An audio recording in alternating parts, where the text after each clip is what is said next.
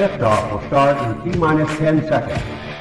10, 9, 8, 7, 6, 5, 4, 3, 2, 1. We have ignition. It's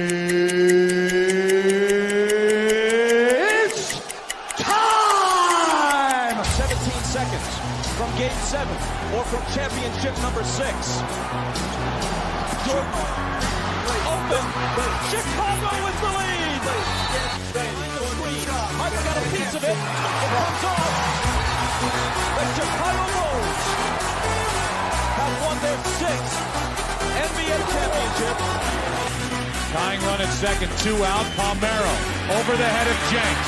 Uribe charges, throws, out!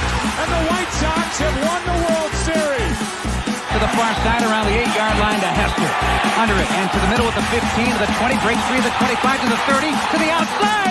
40, midfield, 40, 30 to the coast, 20, 15, Hester 5. Oh! Touchdown!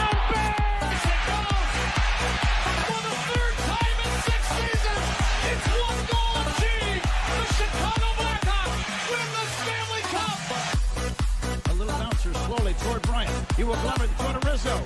It's in time. And the Chicago Cubs win the World Series.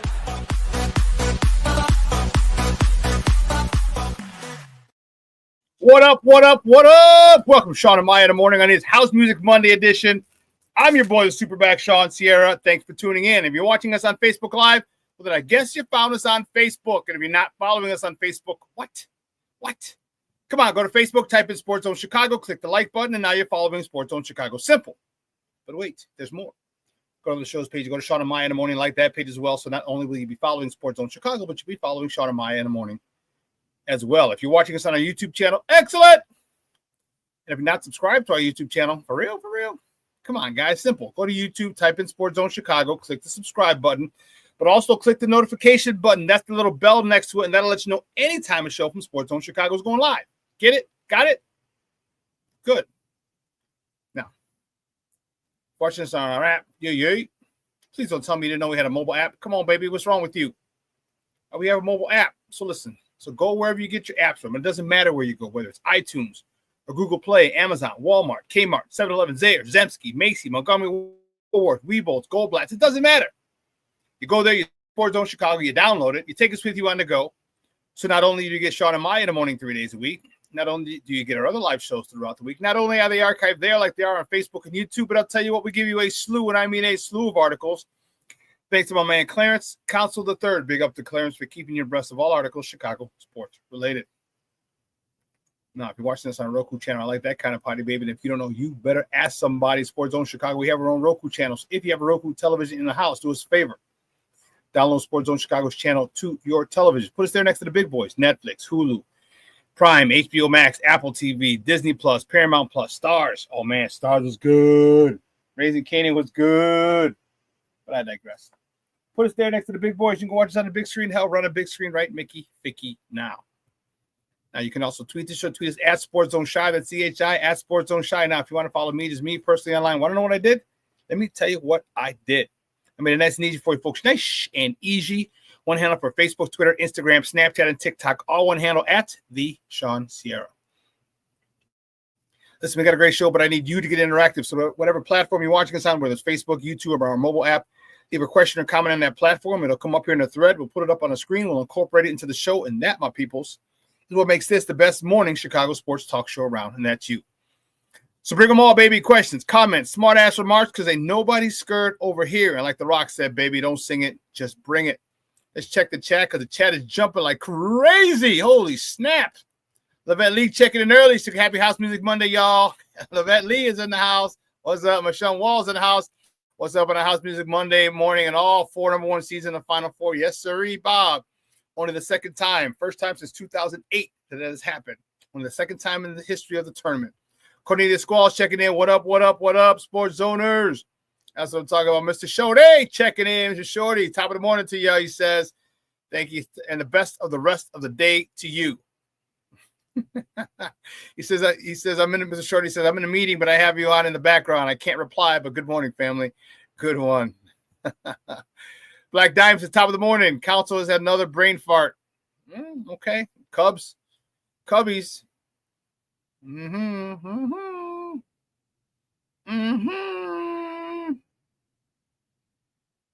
I don't know. My man Armando Emeterio Lara Jr. He don't even say hi to me. He says hi to everybody else in the chat. He don't even say hi to me. Bump you, Junior. Bump you. He says hi to Shorty, hi to Cornelius, hi to Michonne, hi to Prima. Nothing, bro. Yeah, good looking out, bro. That's what 20. How old is Mondo? 27? After 27 years of friendship will get you.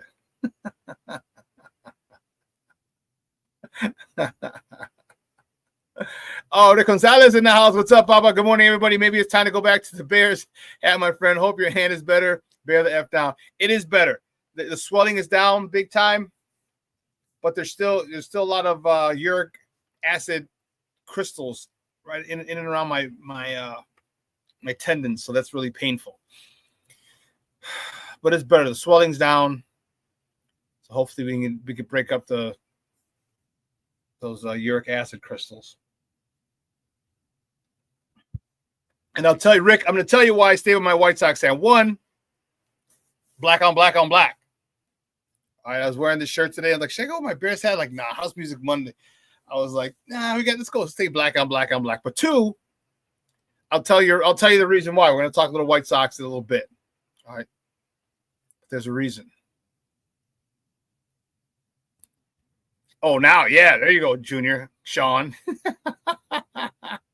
Now after I put you on blast. Hey, listen, we got a great show. It's gonna get started at the bottom of the hour at 9:30, so we got to get to it, baby. At 9:30, my man Adam Chalifoux is going to join in if he's from the Running with the Bulls podcast. We're going to talk Bulls basketball at 9:30. I'm fired up about it. The Bulls, man, what a win. Whew. Was it Saturday? Thursday. Oh, it's Thursday because we talked about it on Friday. Against the Lakers. And then we're looking for a nice win on Saturday. There you go. Sorry. We're looking for another win on Saturday against the Mavs. And yeah, we're not as happy as we were against the Lakers. But we're going to talk about the Bulls with my man Adam Chalifoux at 9:30. And at 10 o'clock, my man, I sound like, you know who I sound like? I sound like Ahmad Rashad. Remember the NBA on NBC? He come out, he talk about, my man's Jordan, my man Michael Jordan, my man Magic Johnson, my man. Everybody was Rashad's, Ahmad Rashad's man. Everybody was my man. Started to sound like him. But you know what? When you build relationships over years, you get to call people your mans in them. So, Adam Chalifoux at 9:30. At 10 o'clock, my man's in them, Shaun Davis. He's the host of the Lucky Lefty podcast, Notre Dame Recruiting, that he hosts that show with former Notre Dame quarterback Malik Zaire. And we're going to talk, the one thing why I love having Shaun on. Shaun's one of those few guys. I have like 4 or 5 of those guys. We can talk anything. Baseball, football, basketball, hockey. All right. We're going to talk a few things with Shaun today. We're going to talk a little NCAA tournament. We're going to talk some baseball. We're going to talk some football. So we got a lot to talk with Shaun Davis. So he'll be on at 10 o'clock. So let's get it crack-a-lacking, baby, guys. You know how we do the first segment of every show. I will start with Steve, was that the recap? Oh, that's the recap. Sorry. What you got for me? Bulls from yesterday. Okay. All right. Guys, you know how we do the first segment of every show was called Top of the Morning. It won't come just when you want it.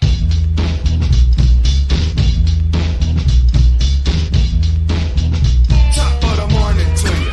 What's the hat? Top of the morning to you. What's the hat? Top of the morning to you. Let's go. Which way do we start? Here we go, baby. Starting the south side. South side.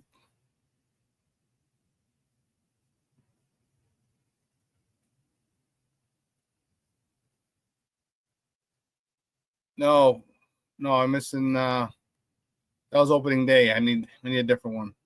I need yesterday's recap. So we'll start with I need the Sox recap from yesterday. And I was 3-2. So you know what? We'll start with these guys. The Cubs. There you go, baby. Cubs split the opening series with the Arizona Diamondbacks in Arizona, 2 games apiece after falling 10-6 yesterday out in the desert. Boyd got the start. He got a no decision. He went 5 innings, 4 hits, 3 walks, 5 punch outs. Kyle Tucker. Woo! Kyle Tucker, 1 second of the season, driving in his 5th, 6th, and 7th runs of the season. It's outcast Seiya Suzuki. Seiya Suzuki was 2 for 4 with a homer, his first of the season, driving in his first and second RBIs of the year. Dansby Swanson, 2 for 4 with a homer, his first of the season, driving in his second RBI of the season. The big bats came to play yesterday, but the bullpen let them down. I mean, you get homers from Kyle Tucker, Seiya Suzuki, Dansby Swanson, and you still lose? Yeah, that's a tough one. That's a tough one. So he split that opening series, 2 games apiece. Same with the Cubs and moving on. Listen. Whoa, where'd you go? There you go. The Cubs travel to Sacramento, the Bay Area, and Sacktown, Sacramento, to play the A's. Remember, the A's don't have a home right now, or this is their home now until their new stadium in Las Vegas is built. So they're playing in Sacramento today. First pitch is 9:05 Central. It's 7:05 on the West Coast. You can catch that game on a Marquee Network or listen to it on their flagship station, 670 AM. Probables for the game. Ben Brown on the bump for the Northsiders, going up against Joey Estes on the bump for Sacramento. So I don't know. That's a good question. Let me take this down. Are they in Sacramento? Still the Vegas A's playing in Sacramento? It's a good question. Good question.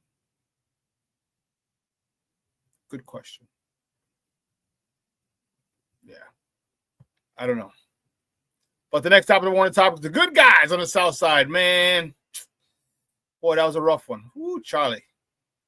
White Sox fell to the Angels and lost the rubber match 3-2 yesterday on the south side after a 2 hour and 40-minute rain delay. Crazy. Got the no decision. So he went 6 innings, 4 hits, 2 runs, none earned, 2 walks, 2 punch outs. Nick Maton led off the game for the White Sox with a homer. He was 1 for 3, hit his first homer of the season, driving in his first RBI of the season.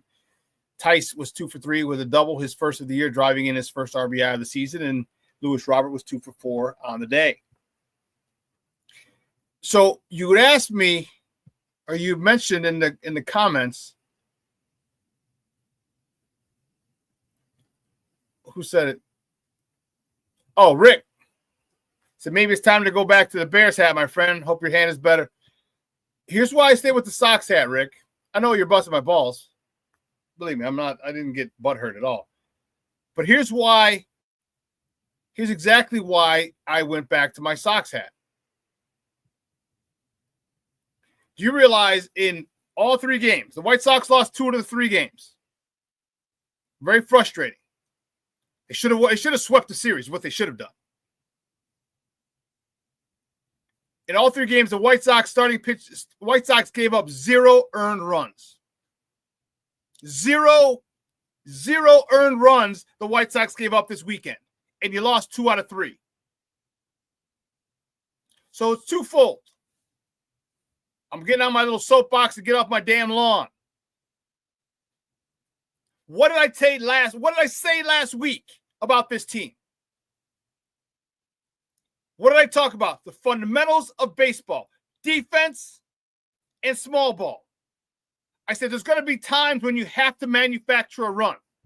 You can't just sit and wait for someone to step to the plate and go yard. And you have to be solid defensively. If you're not solid in the middle, I don't care what sport you're talking about, baseball, basketball, football. If you're not strong up the middle, you're done. Your team sucks. And that's what happened. That's what happened yesterday, over the weekend. They lost game 2.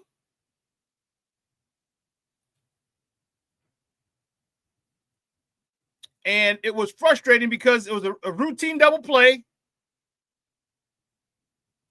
They lost game 2 to the Angels 1-0. 1-0. You couldn't get one run across the board.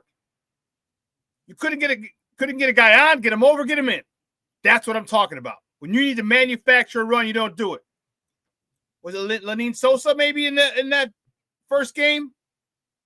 There's a ground ball, could have got out of the inning. Boop. Nope. No, that was the ball up the middle, the Bellinger one, where Jorge Soler scored on Yoan Moncada. Yesterday's game was the one where they had runners on, and it could have got out of the inning, and it didn't. But up the middle, defense up the middle. Was it Baldwin? I think it was. Shot to him. He bobbles the ball. They go to second for 1. Can't get the runner at first. Opens the floodgates. Strong defense up the middle is paramount in any sport. And it bit the White Sox in the ass again.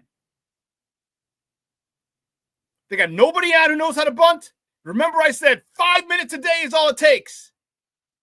5 minutes a day in your batting practice. In the back, you just got out of Arizona. You mean to tell me you couldn't find 5 minutes in the cage? They got like 7 fields at Camelback Ranch. They have an infield field where the field is literally just the infield, maybe like 5 feet of grass behind it. Where infielders work on their double plays and basically just the infield shit. Infield defense. But you couldn't find 5 minutes. There's nobody on this team who can bunt. No one.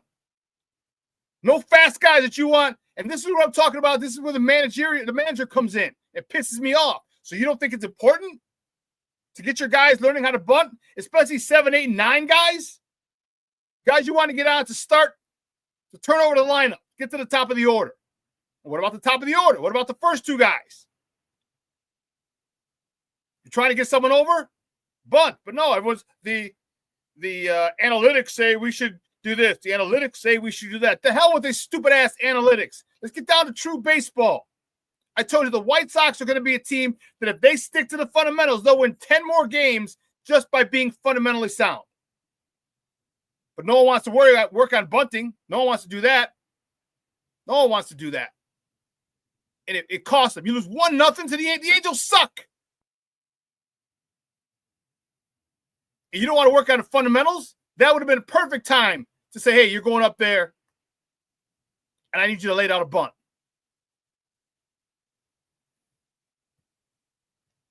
Michonne says this Sox team is terrible doing the little things. I told you, if you take care of the little things, there are no big things. And the White Sox don't take care of the little things.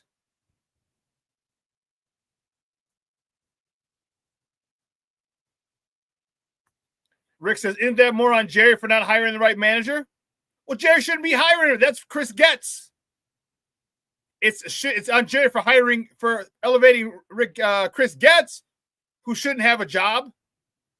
He was the minor league development, and our minor league sucked. So they say, hey, you know what? Since our minor league sucked, you've been in charge of the whole minor league system for years, and it sucked. I want to make you general manager of the whole team. What kind of shit does that? What kind of sense does that make? None. So it's on Jerry for hiring Chris Getz, and it's on Chris Getz for not demanding that this manager focus on the fundamentals. I'll tell you what, they have a hell of a pitching staff. And Rick, the reason I went back to my White Sox is because they gave up no earned runs all weekend long. None. No earned runs. That's solid. I don't care what kind of, I don't care if you're a shitty team like the Angels. It's, you know how difficult it is to go 3 games without giving up an earned run? I like this young rotation. Now we need to start getting people on base. Get them on, get them over, get them in. That's simple. But no, they want to act stupid. I mean, we got to hit a double. We got to go to the gap. We got to hit a homer. We got to do this. It's got to be out of the park. No, the ball doesn't even have to leave the God-blessed infield to score a run. If you decide that this is one of the ways you're going to play, we have power. We also have guys who need to be able to know how to bunt. Because I'm not expecting my 7, 8, 9 guys to hit a home run. But I am going to expect them to get on base, steal a base, and get moved over by 8, 9, and 1. Ridiculous. And you could take those analytics and shove them up your ass. I don't care. Baseball, the fundamentals of baseball are not going to change. Just like the fundamentals of basketball, the fundamentals of football. The fundamentals are the foundation of what each sport are built upon. And if you can't get one run, if you can't get 1 yard, if you can't get one basket, why even bother? Why even bother?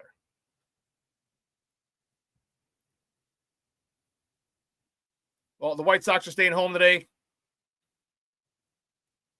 They're hosting the Twinkies. They're hosting the Minnesota Twins today at the rate, not guaranteed rate. It's at the rate. All right, first pitch is at 1:10 Central. You can catch that game on Chicago Sports Net or listen to it on their flagship station, ESPN 1000. Probables. Chris Paddock is on a bump for the Twinkies.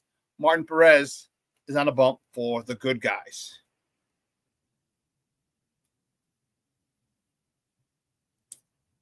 Quickly, the Blackhawks. Man, that was a tough one yesterday, boy. Blackhawks fall to the Utah Hockey Club. Come on, man. 5-2. Soderblom stopped 26 of 31 shots. Valeno scored his 7th goal of the season. Ryan Donato his 29th. Levchinov had his 5th helper of the season. Foligno his 18th helper. Connor Bedard his 38th assist of the year. The Bulls, man, we were hoping for a repeat.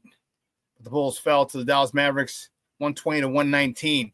Kobe White led the way, 25 points, 11 rebounds. Vooch, 25 points, 9 rebounds. Matas, he led the way, the 19-year-old. Actually, he's 20. The 20-year-old, 28 points, 9 rebounds. Zach Collins, 13 points, 7 boards. The Bulls travel to OKC for a date tonight with the Thunder. Tip-off is at 7 p.m. You can catch that game on Chicago Sports Net or listen to it on their flagship station, 670 a.m. All right. So, listen, we're going to take a quick break. On the other side of the break, we're going to be joined by my man, Adam Chalifoux, talking about our bullies, baby. What went wrong against Dallas? Dallas was a team we could have beat, a team we should have beat. Was it just a hangover after the Los Angeles Laker victory, which is very possible as well?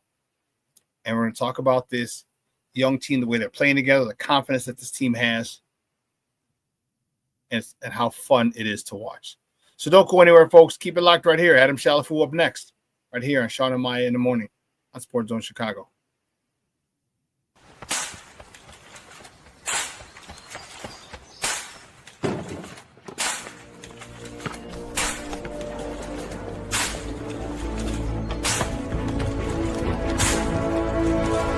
Move it!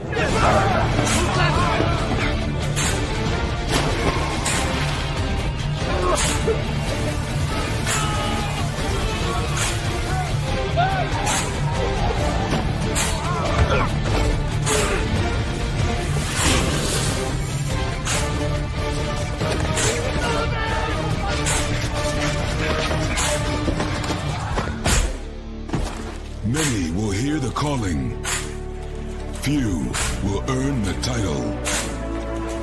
United States Marine. The few, the proud, the Marines.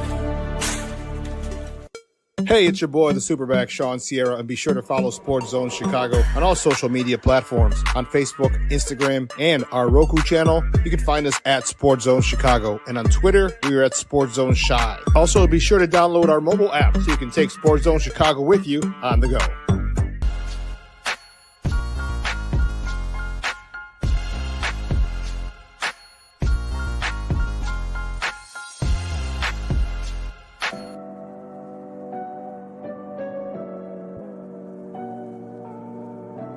How do you take care of your mind health? For my mental health, I meditate in the mornings. I have my dogs.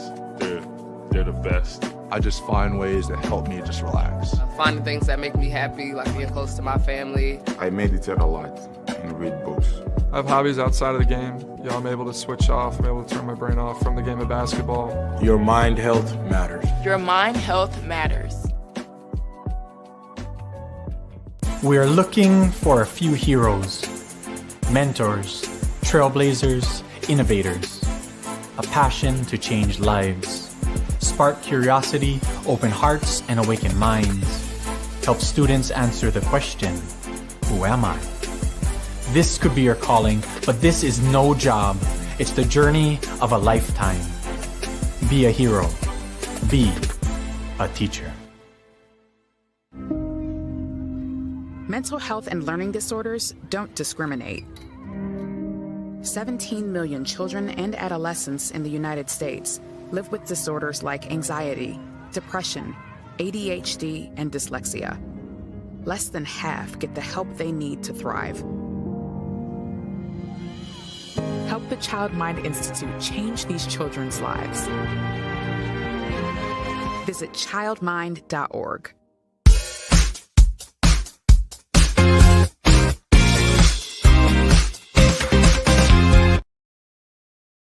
On a drive across the lane from right to left. And then Booch point blank.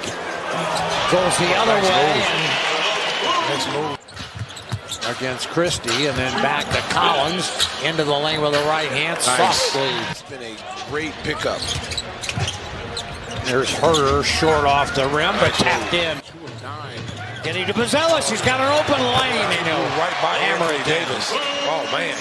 Bazelis pushes, drops it to Kobe, stops and pops and got it. Oh, so I doubt if Dallas is going to put him back in the game. Booch, McGiddy, that's good. Welcome back to Shaun and Maya in the morning on Sports Zone Chicago. Those clips courtesy of Chicago Sports Network. Those were the Bullies on Saturday against the Mavs. A little disappointed. 120-119 loss, especially after we were fired up after that Laker win. I was able to talk shit to all my Laker fan friends. Man, it was awesome. They're like, it's luck. I'm like, it still counts as a loss. I love talking shit to. Anyway, I digress. Our first guest is a good friend of the program. He is the host of the Running with the Bulls podcast. You can find him on Twitter at FargoFou. It's F-O-U-X. Guys, just welcome back to Shaun and Maya, Adam Chalifoux. Adam, what's up, Papa? How are you? Hey, living the dream, man. I did recently change the handle. What can Foo do for you? And the answer today is talk some Bulls hoops. But so always happy to be here. That's the new handle. Okay. Wanted to I love Fargo. That's where I'm at. But I wanted to diversify. What can I do for you? Doesn't matter where you are, you know? That's funny. I like it. Go ahead. So what can Foo do for you? Is it the number 4 or F-O-R? The number 4. Okay. And Y-O-U or the letter U? Oh, I should do the letter U. Doggone. You got me rethinking it. Yeah, it's okay. Yeah, it's the letter U. Yeah, yep. What can foo do for you? Yep. Good. I had it updated now, so we got it. We got it right at the bottom of the screen. Awesome. Thanks, man. So let's talk about these Bullies, baby. They're on a run, man. They won 8 of the last 10 before Saturday. This team is good. What are they missing? I think that they're good. They're not great. We talked last time about they're playing just prettier basketball. I think that it's really interesting to look at the Kings, and I'm not going to go on a Kings tangent, but I'm going to say the Kings are struggling right now, and it seems like a lot of their fans are frustrated with Zach LaVine. The ball's moving better, and I think that it was a little addition from subtraction, as crazy as that is. Like Kobe White is playing better than Zach was, and Zach was having a really good year, but the ball is moving a lot better. They're playing more free. A lot of the new guys are better fits. What are they missing? I think that they're missing a big man who's a perfect fit for what they want to do. I think Vucevic is solid. I think Collins is an ideal backup. But for this team to take a next step, I think that they would need a big man who's an elite rebounder, because they're not a very good rebounding team, and somebody who's going to make excellent outlet passes, because they're a team that wants to run. They're going to need a guy who's a very good passer and can pass from all over the floor and has the vision and handling ability to get the ball where it needs to be, whether that means, making a move off the dribble or just finding the perfect backcourt cut. It doesn't have to be Nikola Vucevic, but it's got to be somebody who's a good passer. And then I think that they could be really cooking. I feel like this year, Bulls fans should be just so happy, because this has wound up being a really fun year. I think it's to be in the situation they're in right now. We, as Bulls fans, have a lot to be grateful for. The team's been fun all year, but it's really cool to see them clicking and playing their best basketball when it matters the most, and to have seen the conversation around kind of dread for the play-in versus excitement for the play-in, and maybe even thinking playoffs. That kind of encapsulates what it's been throughout the year, and how the recent stretch has really carried in a lot of momentum and excitement. And you look at that really close loss on Saturday to the Mavericks, and sure, I would rather the Bulls win that game, as so would everybody else. Vucevic misses that free throw late. They wind up losing by 1. But here's what I like. And I've always believed, I shouldn't say always, but I read a Phil Jackson book 1,000 years ago, and it made me think about this differently. It is, you want to win, right? But it's better to play beautiful ball.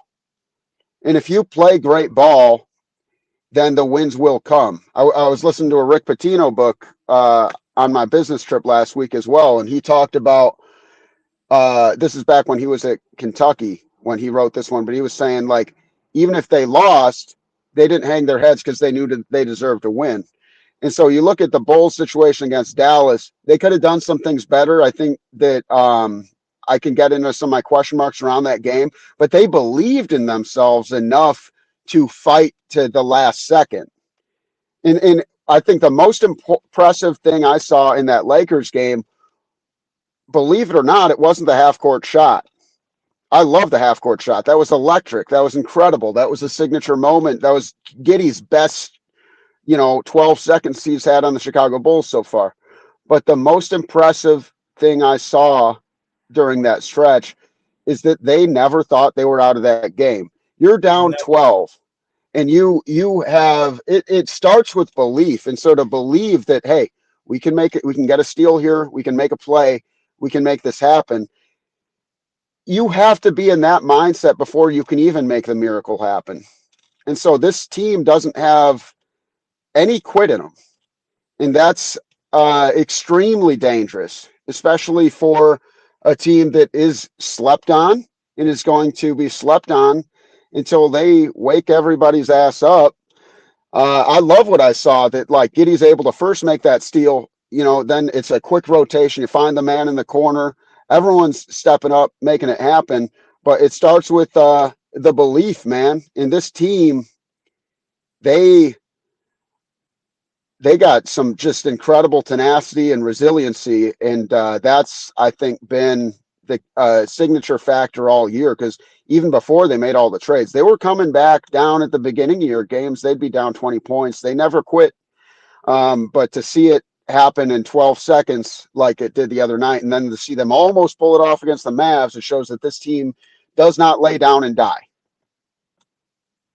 I agree with you. That was a signature moment for Giddey. It'll probably be the signature moment for the season. I'm going to go back and look at it. The one thing that I couldn't agree with you more on is their belief. They believe in themselves. They believe in what they can do. They don't ever think they're out of a game. And that is a mindset that starts at the top. It starts with Billy. But then Billy's been doing a great job. It can't start and end with Billy, but that's the crazy part. It can't start. He can believe it all he wants. You as the player, as the players, have to believe it, and it's trickled down. And that's the thing that I really like about them. And I asked you what they needed, because I think they need a superstar. I think this offseason, or maybe you look for a trade next year, they need one big superstar. They don't have a guy. They have a lot of guys who want to hit the shot. Hell, P. Will hit the shot right before the steal. We needed that. We needed that. Patrick Williams, sorry, my guy, Black King Booker World, he can't be called P. Will. He's P. Won't, or Patrick Williams plays better. But Patrick Williams had to hit that shot so Giddey can make the steal. Then Giddey makes the steal. Then there you go with Kobe. That's a tough shot, because Kobe wasn't moving. It wasn't in rhythm. It was a quick shot, like here. It was basically a set shot. And not just the fact that it was a set shot. There was a lot riding on that shot that he was taking. That was for the lead. So that was a confidence in the bravado, like, I got this, and I love it. And I just think they're missing one superstar, like an Ant-Man. All right, one superstar. If they get one of those guys, a youngster, the way this team loves to run up and down the ball, up and down the court, man, they could be serious contenders for an Eastern Conference final in the next couple of years. But they got to get that one guy, in my opinion. I agree. I agree. That was actually something that came up on the last pod. Our new episode just dropped yesterday. It is called "I Want You to Put the Word Out That the Bulls Are Back." So, but we actually there's some rumors going around about a guy who I was just kind of describing. I was subtly describing what the missing piece is. And so go listen to that episode. I encourage everybody for a deeper dive into this and a lot on the why, get Josh's take on this. But this could also just be comedy gold if this does happen. The Sacramento Kings are falling apart, and they might have to face a tough reality that it's not working. The chemistry's a nightmare. And AK was teammates with Arvydas Sabonis. One Domantas Sabonis happens to be a big man who might be asking for a trade this offseason with how bad it's going in Sacramento. So how funny would it be if Nikola Vucevic, DeMar DeRozan, and Zach LaVine all wound up on the Kings? And I think you might have to move Patrick Williams to make the money work, and I'm cool with that. I think a lot of people, like, I'm not completely out on Pat Will. I have been at times, like, close to, and there's also been times when I'm like, this guy's such a menace on defense. He's been like, it's kind of been love-hate. But if the Bulls were able to get a guy like Domantas Sabonis, wow, it empowers their identity. I don't think they necessarily need to get another guard. I really like what I'm seeing from Trey Jones. I like what you get from Lonzo in his current role. I obviously love Josh Giddey. I think Kobe White's on his way. I think that they got enough absolute menaces is in the backcourt to make it work. But I do think that Vucevic's window doesn't make sense for this team.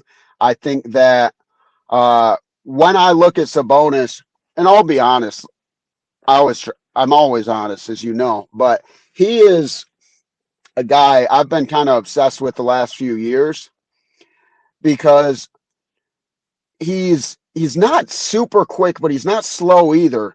But this guy is like if a semi truck and Magic Johnson had a mute offspring who is a member of the X-Men. I mean, this guy is built like he's made of rocks. He's got unbelievable vision. He's a good ball handler.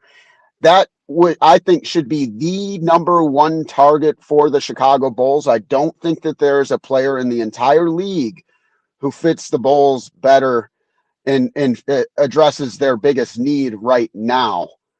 I think that there's other players. I want you to keep a close eye on a guy named Santi Aldama. He's a 7-footer. He can play the small forward, the power forward, and the center. He probably wants to put some more meat on the bones, but I think he would be a great target in the offseason. I can't remember if he's restricted or unrestricted, but he's on Memphis, and he's a key guy off the bench, shot blocker, shooter, good passer, good all-around player. But what the Bulls, the trap they can't fall into is grabbing guys who don't fit the identity, because it is very much established, and I got to give the front office some credit. And there's some times I've been extremely upset with them. I'm still mad that Denny Advia didn't get drafted and they went Patrick Williams. Still mad about that. But like there's some intention on the way they've built this team. They want to get out and run.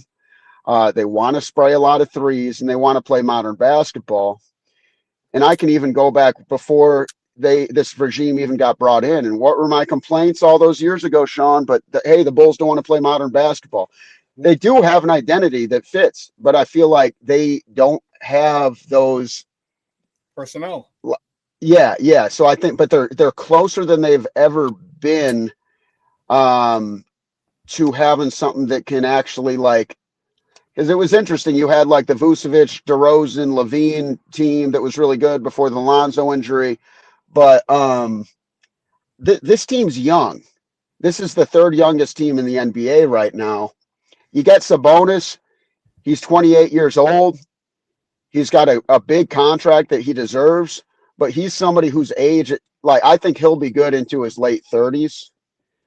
And so he's somebody who would make sense because his skill set makes a lot of sense for this team. But yeah, they got to start looking for the offseason targets. I think they got some guys who can make it work for now, or they're going to be a fun team, might make some noise in the play-in, might, get to 5 or 6 games against the Celtics or the Cavs. I kind of see that as their ceiling. But I think that they have gotten to themselves where if a Sabonis or an Aldama may be looking to either get a trade or sign with a new team, then they would be a more appealing destination for someone who is interested in being a missing piece. Guys, we're joined by Adam Chalifoux from the Running with the Bulls podcast, talking Bulls basketball here on Shaun and Maya in the morning on Sports Zone Chicago. Yeah, I'm just really excited for the possibilities. Mm-hmm. All right. One, not just that. I'm excited for the way they're playing. Yep. I'm excited for the mindset, which we just talked about. I'm excited, as I said, give me the 26-27 season, because that's when Modest will have 2 odds of hitting of a real weightlifting program. Yeah. I can't wait to see when that son of a biscuit gets meat on him. And Kendall Gill had talked. Everyone said, Kendall Gill said, man, everyone's talking about Cooper Flag. Cooper Flag goes, we got our Cooper Flag. He goes, we got Modest. He said, let's not just get it twisted. Cooper Flag is doing this against college kids. Modest Bazelis is doing this against NBA people now. So yeah. I love his mentality. And his mentality is not something that's going to shake. The only thing that's going to change on him is his physical prowess, is his strength, is his presence, and his nastiness. Because once you trust me, when you start getting stronger and you all of a sudden your clothes don't fit, get a little tight, you're like, oh snap, there's a little more of an aggression, and I'm looking forward to that when they get that, and hopefully at that point is when they have their superstar or that one dude, and maybe can Modest be that dude that we're looking for? Could you think he could be? I do. I mean, I feel like Modest at the beginning reminded me of Andre Karolinko, and now I'm seeing more Tony Kukoc. But I'm still seeing every bit of that Karolinko. But like, if you could have a Karolinko meets Kukoc kind of player, like that dude could compete for an MVP in a given year. The impact he can make defensively, and I remember at the beginning of the season, he didn't deserve a ton of minutes. He wound up earning them, and he's gotten better rapidly.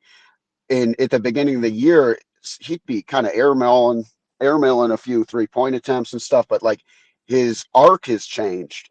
Like he's got a higher release point. He's got that to, I believe it's just under 35% from three now. And that's even something in the G League where he didn't have great 3-point shooting numbers. And I saw a projection from last year where he was supposed to be like the number 1 pick. You know, like this guy fell to us, and the Bulls got very lucky.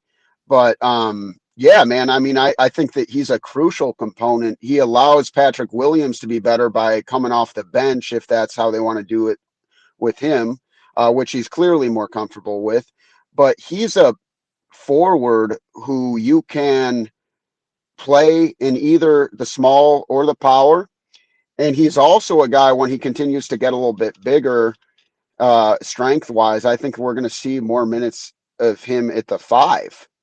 That'd be And I mean, like, we've already seen it. That's a huge mismatch. You put him at the 5 against most centers in this league. That's a huge mismatch. Advantage Bulls. Exactly. And I think that, Mike Malone said it the other night that the Bulls might be the best running team in the NBA. And so says a guy from a winning team who just won a title. Exactly. And that guy knows a little something about, being a great running team. And I think that you look at, there's so many different ways. That's why I love basketball, is there's so many different ways to be great. Yeah. And I love just long form, seeing the different ways that great coaches have found things that change the game forever. And you look at the death lineup of like Draymond Green, that guy's like 6'6", 6'7". Yeah. If Modest is, 6'9", 6'10", yeah, get it. I don't think he's ever going to be as thick as Draymond, but he can absolutely be the Bulls center in a death lineup that wants to get out and run and shoot threes. And so I wouldn't ever want to see him necessarily be the starting center, but you see what that can look like, and it makes it where if you can have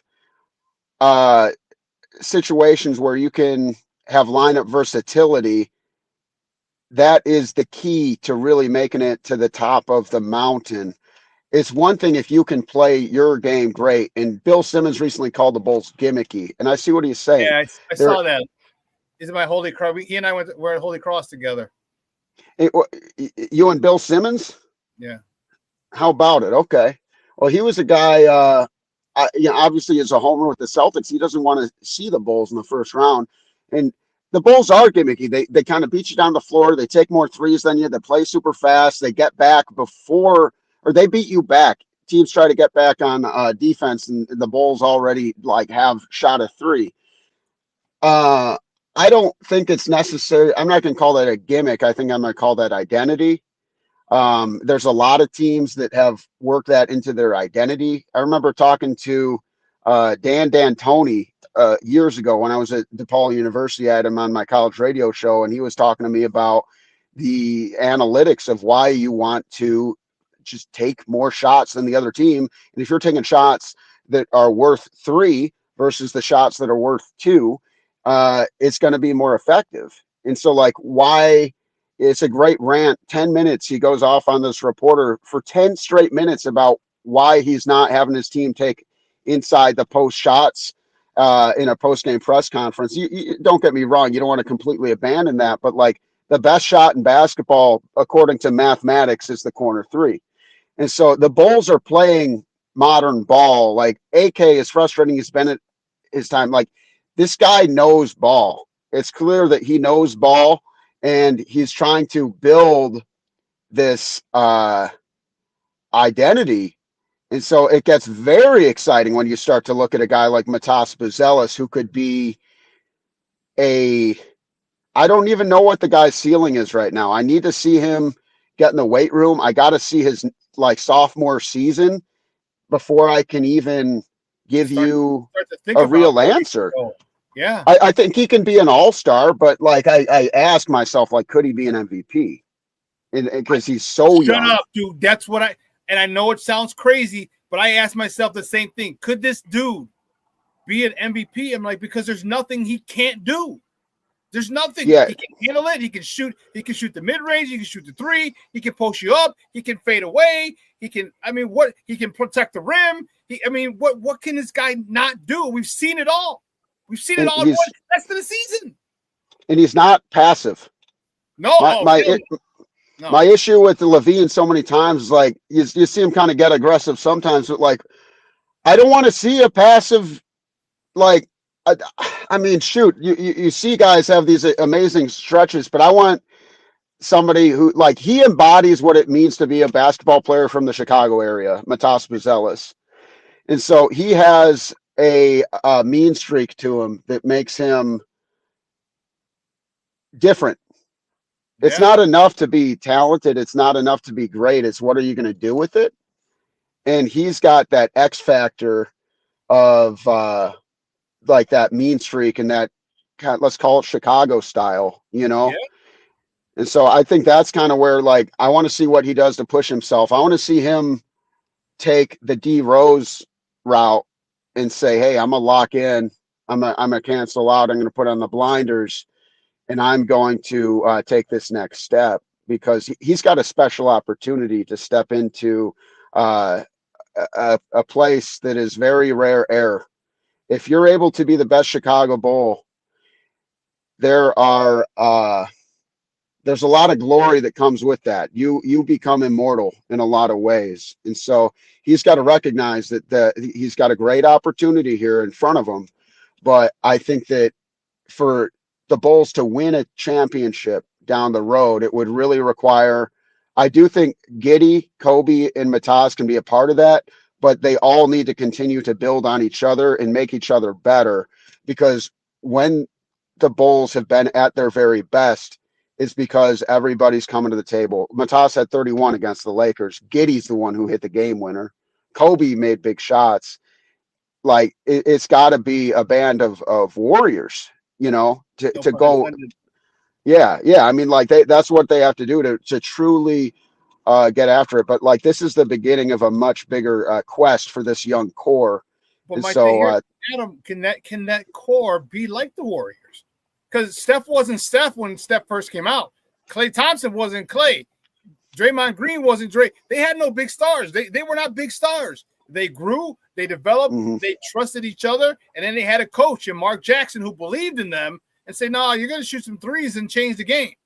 Can Giddey, Matas, and Kobe, can they be the start of another core that becomes extremely dangerous in the Eastern Conference and in the NBA landscape? I was telling Josh on the pod yesterday, I want to see Kobe get set up to take and make more threes every game. He only took 4 threes against Dallas, and he's the team's best shooter on a team that wants to spray threes. I would like to see Kobe taking closer to 8 to 12 3-pointers a game. I know that seems like a lot, but let's look at the guys like Damian Lillard and Steph Curry. I want to see the light for him get greener. I was a little confused with Giddey's lack of minutes down the stretch. He was having a really rough game, so I think they went with Dalen Terry.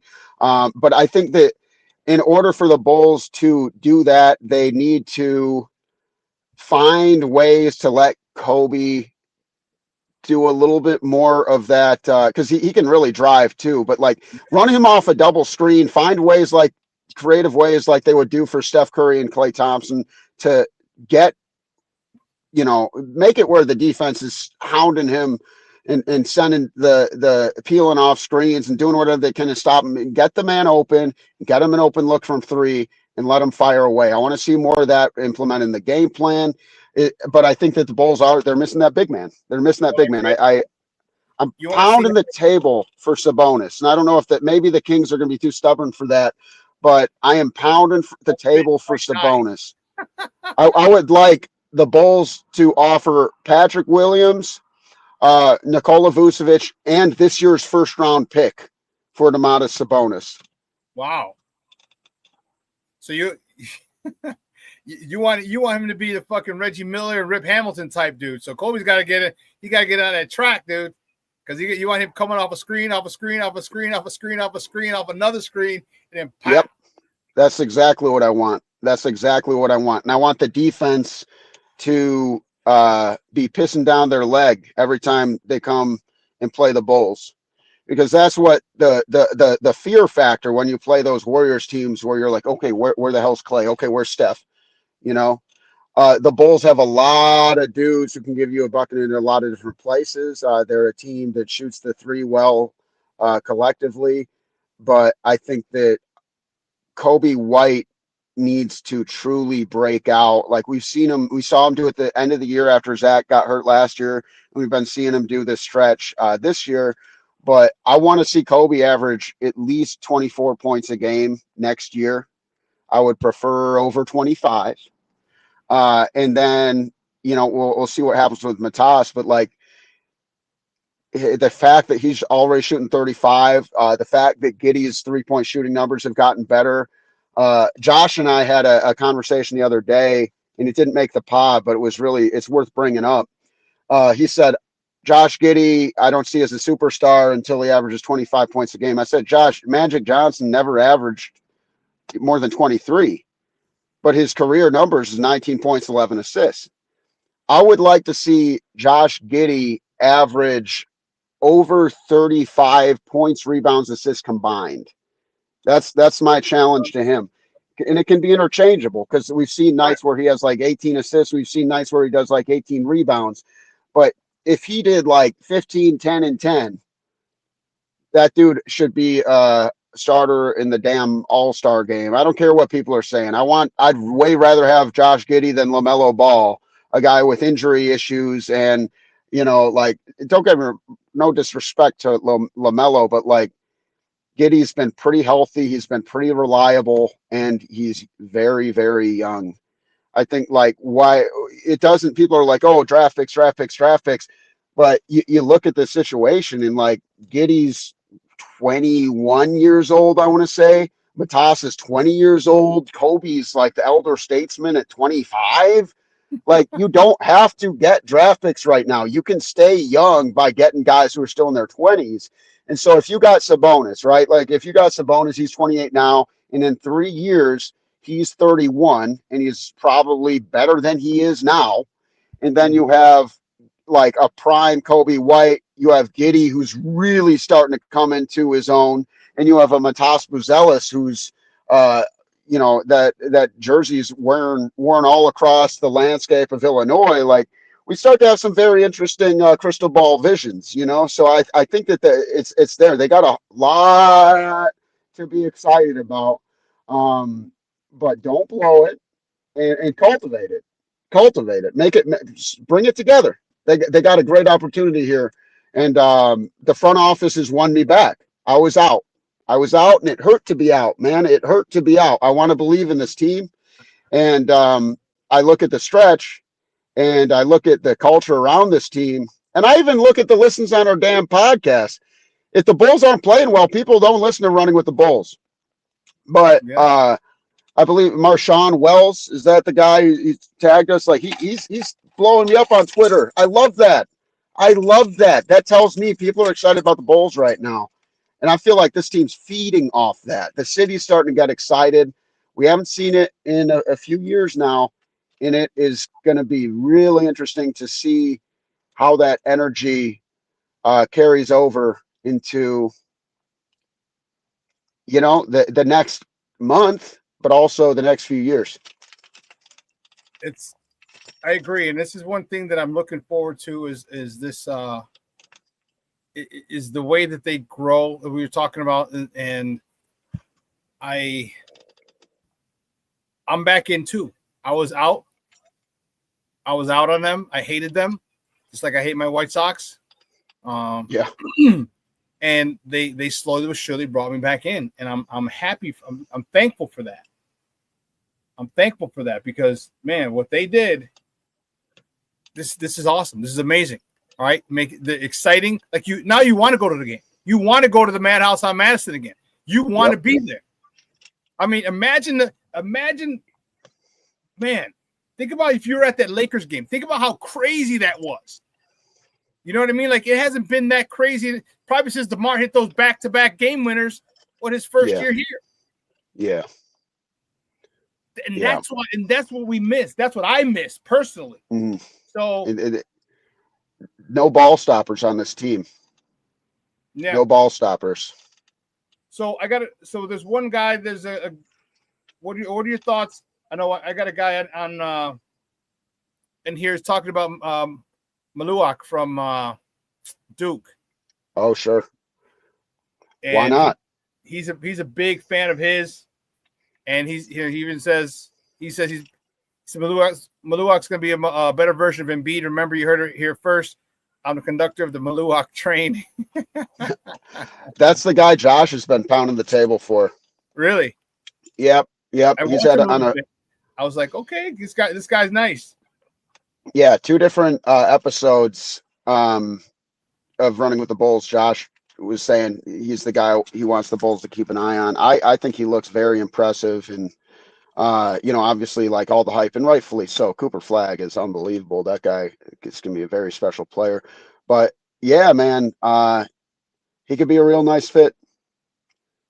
I think that he could develop a little bit like of a more well-rounded game. Mm-hmm. The Embiid comp thrown out there. Embiid really got better at shooting threes. I would love to see that. It kind of implemented in his game, but I think that he's a really good young player. And one way or another, the Bulls need to get that center position secured for the future. So I do think that this is the last year we see Vucevic one way or another. Yeah, he will be gone. And whether it's Zach Collins, Maluak, Sabonis, there's going to be somebody else.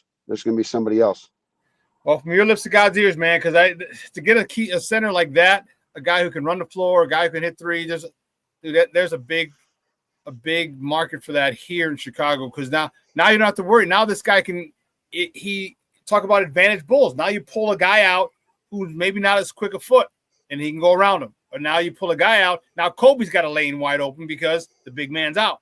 I love what it does when you got a guy who can pull that big out of the lane and leave a void for our slashers. So, man, it's going to be good. I love where the Bulls are going. I love where they're at. I love where they're going.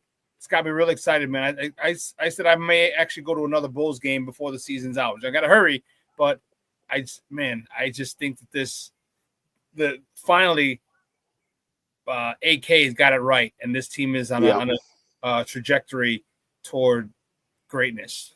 Finally. Wow. Yeah. It took us a long time. Yeah. Well, Adam, it's.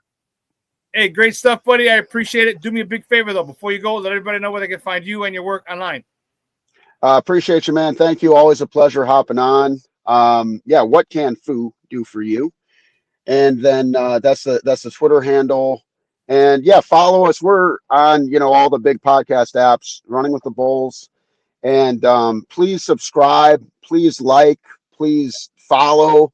That stuff goes a super long way. It's been a really exciting year of kind of rebuilding the podcast from the ground up.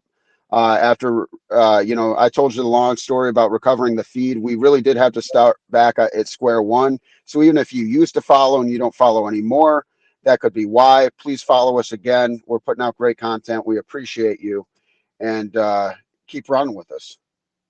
Man, I'm telling you, I'm fired up, man. I can't. Like, I look and like, when do the Bulls play again? Like, it's that. Like, if I count, like, oh, the Bulls are playing today. Okay, man, I'll see if I can watch them. But like now, like, okay, they're playing OKC today. I'm like, man, I'm fired up. Like, all right, what can Giddy I do? revenge game. Giddy revenge game. But I see he's a game time decision. We'll see. I want to see the Giddy revenge game. Go crazy, Josh. Go crazy. Dude, I'm telling you, I don't know what happened. Maybe he just grew up. But Giddy is something. He's something special, dude. You don't flirt. They let him play his game. They let him play his game. You don't flirt with triple doubles and not be special. See, the only thing is, like, he doesn't have a presence. You know, like he's just kind of a quiet. I don't want to say nerdy, but like an emo type dude. You know, the long hair. And he just goes about his business. There's nothing flashy about him. There's nothing Showtime about him.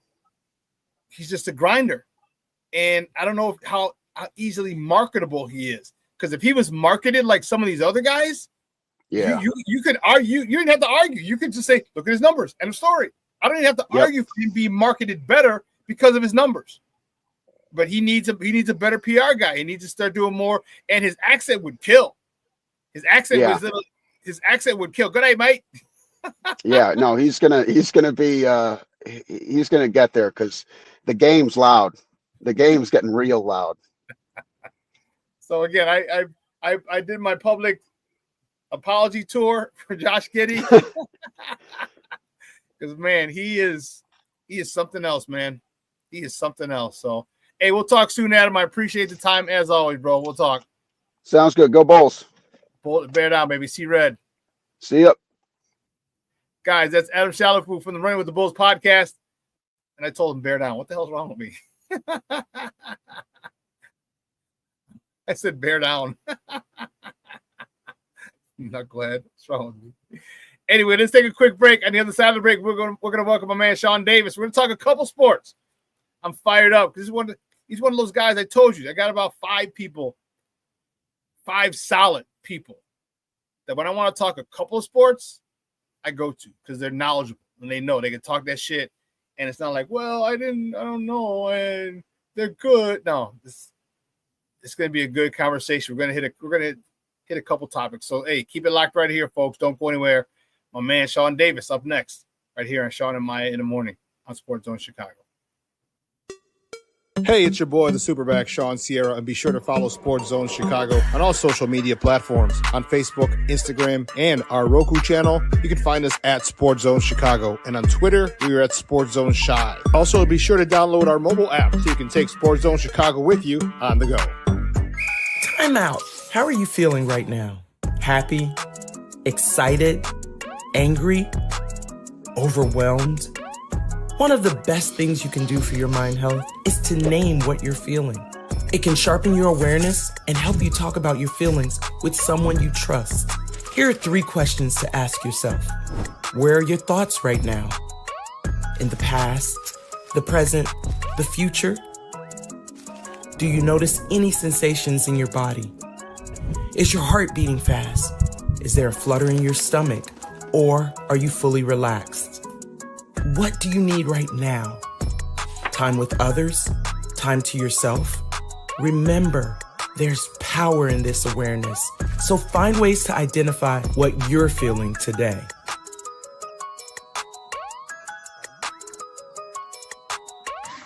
Hi, guys. Hey. Hi, Megan. Hey, Jessica. Megan, you're a tramp. Ryan Fitch told me you guys made out. Everybody knows. He said your breath smells like garbage. And he almost puked. He says you're the most desperate girl he knows, besides your mom. How many boyfriends does she have anyway? Lots? Your makeup makes you look like a clown. That zit is huge, zit face.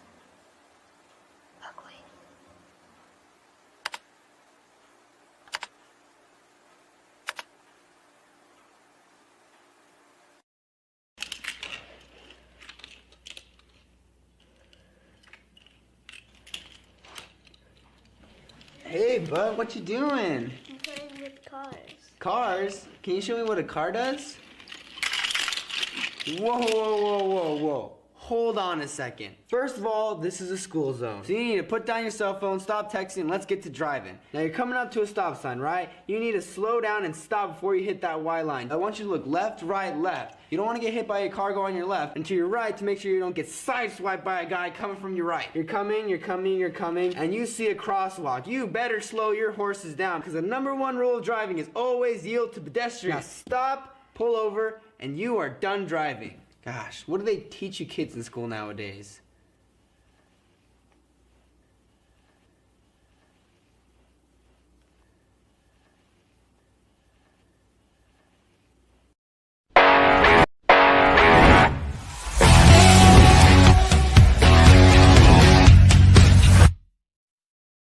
Maton steps in for the White Sox. Maton turns on this one. High in the air to right field. Looking up at the wall. Get out! How about Nick Maton, the newest White Sox, with his first home run of the season? And the White Sox cut into the lead. It's 2-1 in the first. One of the reasons why he's in the lineup is that against a right-hander with a good sinker, left-handers normally hit the... Kohanowitz, Matt Dice. Delivers it into right field, and we've got a tie ball game in the first inning. Matt Dice with an RBI single as Robert scores. 2 apiece. Absolutely love it. Dice, who spent time obviously behind the plate with Kohanowitz on the hill, walked up there, first pitch hunting a sinker, and it. Welcome back to Shaun and Maya in the morning on Sports Zone Chicago. Those clips courtesy of Chicago Sports Network. Those were the good guys from the South Side, and rough one.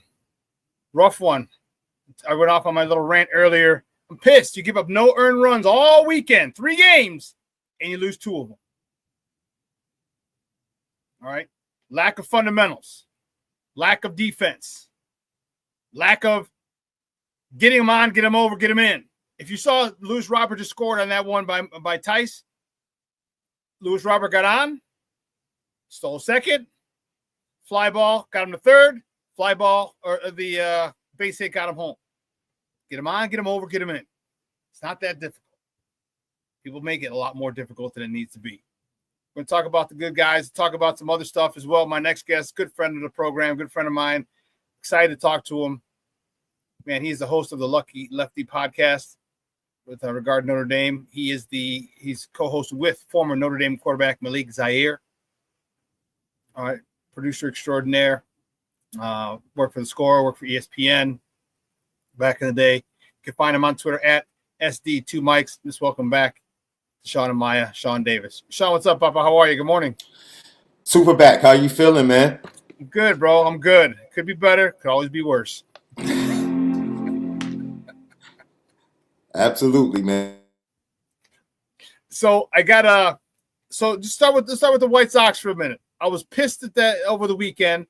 No earned runs, and you still lose. And I went on a rant last week, and I said that the White Sox are a team right now. You got a whole bunch of young guys, so you don't have any really established stars and vets.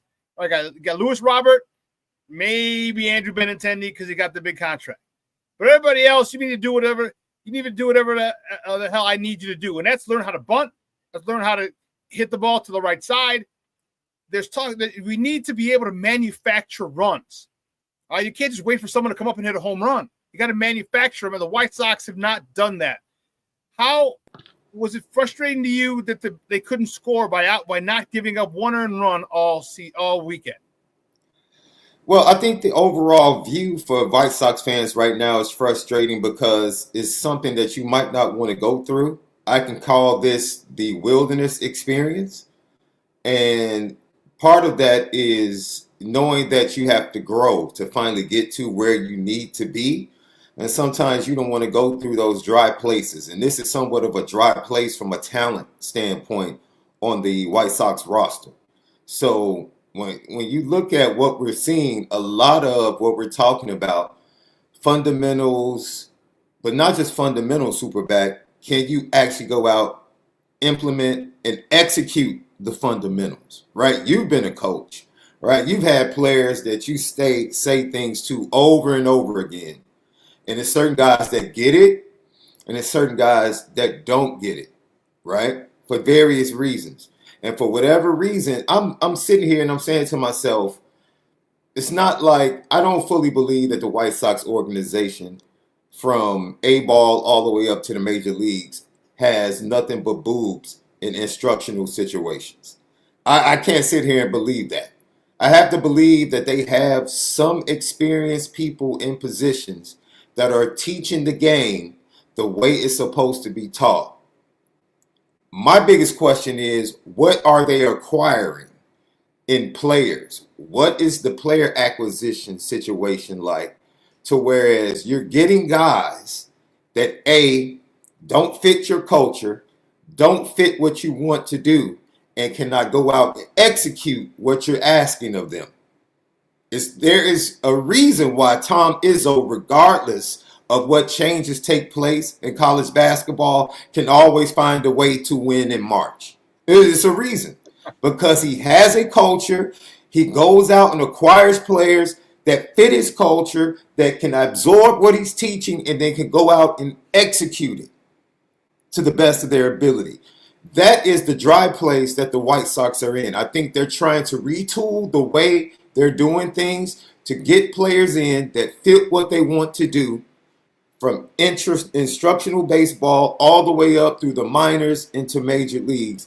And I think that's why you don't see Kyle Till, Colson Montgomery, and other talented players on the major league roster right now, because they still want them to go through the growth process before they bring them up to the major leagues. And it's just really an unfortunate situation for White Sox fans to have to go through, because you hear what Will Venable is saying, right? You hear what the executives are saying, but we're not seeing it. And the reason we're not seeing it is because they have a bunch of guys on the roster in the major leagues that aren't part of the culture that they're trying to create. And so that's where you get the lack of fundamentals, the lack of execution, and it's frustrating. On top of the fact that they're just probably one of the least talented rosters in Major League Baseball. But that's really where we're at, to be honest, right? The plan is not matching up with what's on the Major League roster, but you have to give them time to actually go out and acquire people that fit the plan and people that fit the culture, so that ultimately they can come to the major leagues and then execute it based upon what the plan is. And we're not going to see that probably for a couple of years. Couple of years. I think it'd be nice. It's like 4 or 5 years. Yeah, I'm trying to be nice. Yeah. Yeah, and it's frustrating because, again, they should have won. They had a chance to win all 3 of those games. Yesterday they had the I forgot what inning it was. Ground ball to the second baseman, bobbles it. It turns into a fielder's choice instead of double play to get out of the inning. Stuff like that is those things. You know, like, again, I got to shout out my former guy JJ Wright.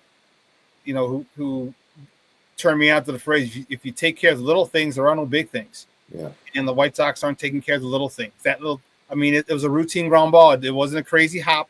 It didn't take a Baltimore chop. You know what I mean? No. It was just right to you. You get it. You flick it. You turn. Even if you want to turn around, throw the second, but he bobbled it. And that caused, you know, and those things frustrate me. And I said it earlier on the show today. When you are weak up the middle defensively, I don't care if it's baseball, football, basketball, you will suck. And plays like that are going to be the downfall of us when we lose 1-0, when we lose 3-2, stuff like that. Talk to me about this rotation. That was impressive. And I know it's just the Angels, because the Angels aren't world beaters. They're not going to the World Series. But those are professional players on the other side of that diamond who are collecting paychecks. And to stop them, to hold them to 0 earned runs in 3 games is impressive by a young pitching staff. Well, we saw 2-3 years ago, Davis Martin would get called up in spot starts, and he just wasn't stretched out enough. And you could see once he got to the second rotation of the lineup, he would start to fade a little bit. Now he's stronger. Now he's more locked into who he is as a starting pitcher and what works best for him. And now when he goes through the lineup the second time, he's far more effective. I love seeing his growth, right? Then you get the guys that we got via the trades, the influx of young pitching. And that's what they went after, young pitching and catchers, which have been problem positions in the organization. And now they have depth when you have guys like Noah Schultz and some of the other younger guys. Yo, go to the minors, continue to grow, continue to get stronger.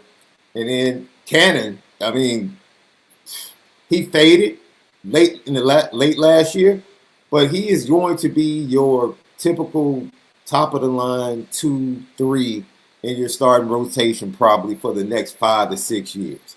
He's just that type of kid. He looks stronger. His fastball seems a little bit more livelier this year. I love that. And, you know, the opening day starter. I remember when he was named opening day starter. I'm like, what? Are you kidding me?